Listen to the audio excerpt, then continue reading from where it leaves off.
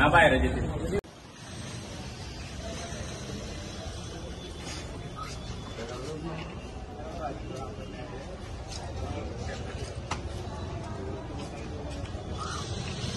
हा बोल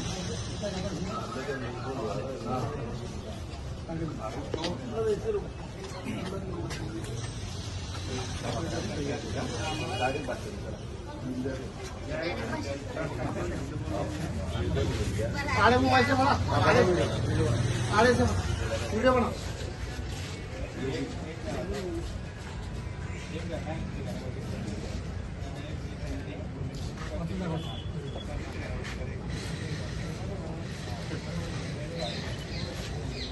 सुलेमान खान रहीम खान बेटावर तालुका जामनेर संघटितरित्या गुटपणे मारहाण करून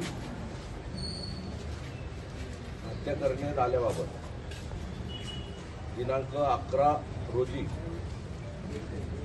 मयत यास 15-20 गुंड प्रवृत्तीच्या इसमांनी 25-30 गुंड इसमांनी अमानुषपणे मारहाण करून चौकात नागरिकांसमोर लॉन्चिंग करून ठार मारण्यात आले। याबाबत 9 आरोपींना अटक करण्यात आली आहे, परंतु मयताची आई व बहीण यांना मारहाण करून जखमी करणारा पावसकर हा मोकाट फिरत आहे असे मयताच्या घरच्यांचे आरोप आहे। सदर इसम मयतास मारत असताना इतरांना चिथावणी देत होता असाही त्यांचा आरोप आहे। याबाबत संबंधितांनी जामनेर पोलीस स्टेशन पोलीस निरीक्षक कासा साहेब यांना माहिती दिली असता त्यांनी याबाबत गांभीर्याने दखल घेतलेली दिसत नाही, तरी याबाबत योग्य ती कारवाई आवश्यक आहे। एकंदरीत घटनाक्रम पाहता मयत व्यक्तीस सुमारे 20-25 लोकांनी वेगवेगळ्या अशा 4-5 ठिकाणी एकत्रितपणे संघटित होऊन मारहाण करत सदर अपराध केलेला आहे। त्यामुळे संघटित गुन्हेगारी अंतर्गत मोकाका गुन्हा दाखल होणे आवश्यक वाटते। तसेच ज्या पद्धतीने गुन्हा घडविण्यात आला त्या घटनेकडे पाहता त्याचे धागेदोरे फार लांब पर्यंत गेलेले दिसतात। याचा सखोल तपास होऊन भविष्यात पुन्हा अशा प्रकारचा गुन्हा गुन्हेगारांकडून घडू नये यासाठी SIT मार्फत खोलपर्यंत जाऊन याचा मुळासकट तपास होणे आवश्यक वाटते। कारण अतिशय निर्दयीपणे व संघटित होऊन निर्दयपणे कायद्याचा कुठलाही धाक न बाळगता सराईतपणे गुन्हा घडविण्यात आलेला दिसत आहे।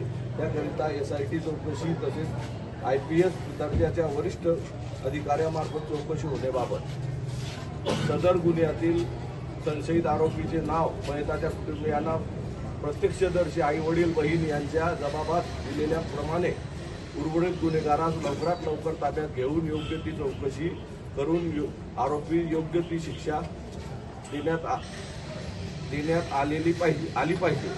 गुन्ह्याचे स्वरूप पाहता सराईत गुन्हेगार आरोपींनी निष्पाप मयतास ठार मारले आहे, त्यामुळे त्याचे धागेदोरे फार खोलपर्यंत दिसत आहे।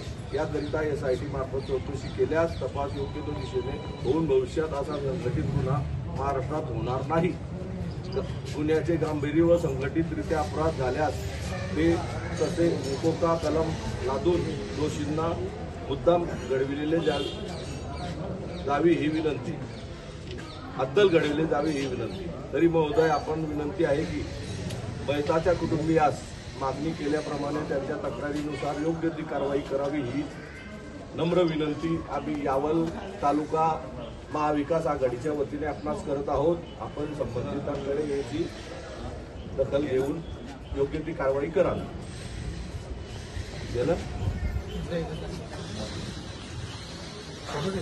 नाही